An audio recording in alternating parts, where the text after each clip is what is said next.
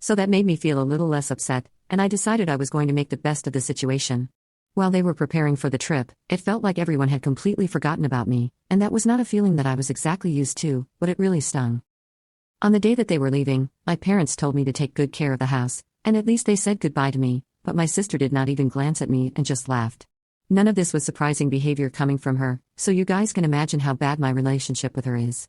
For the first couple of days, I just invited my friends over, and we played video games, had a bunch of junk food, and just did whatever we felt like right from the morning until the evening when they had to go home. This was my plan for every day. On the final day, I was going to call my friends and tell them that they were free to come over that day as well, but at around 8 o'clock in the morning, I heard the doorbell ringing, and it was way too early for my friends to show up. I hadn't woken up properly yet either because I had been sleeping in late ever since I graduated from high school.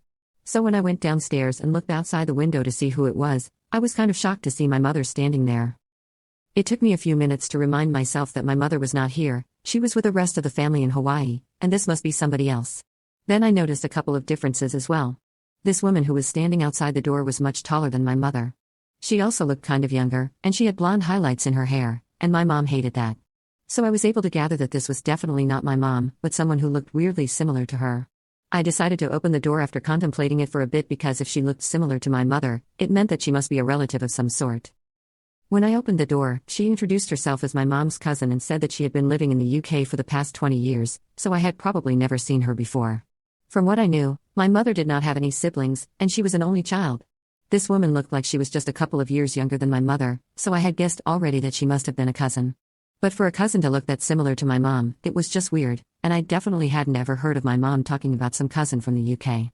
But then again, I don't really speak to my mother that often anyway. I invited her in, but I made sure to tell her that my parents were not home because I was certain that she had come to see them and not me. To my surprise, she told me that that was fine because she hadn't come to see them. She had actually come to see me and my sister. That was another shock for me because I couldn't imagine what she wanted to do with me and my sister. But anyway, I had to tell her that I was the only person who was home when my sister was away. She seemed a bit upset when I said that and asked me where the rest of them were. So I decided to be honest with her because her face just seemed like she could be trusted, and I told her the truth. Like most other people, she was also shocked when she found out that my family had left me back home alone and had taken a trip to Hawaii with my sister to celebrate her high school graduation, even though I had also graduated at the same time. I kind of tried to downplay how terrible I had felt because I didn't want to make it seem like I was complaining to her since I didn't want my mother to yell at me for spilling the beans about our family to her cousin when they came back.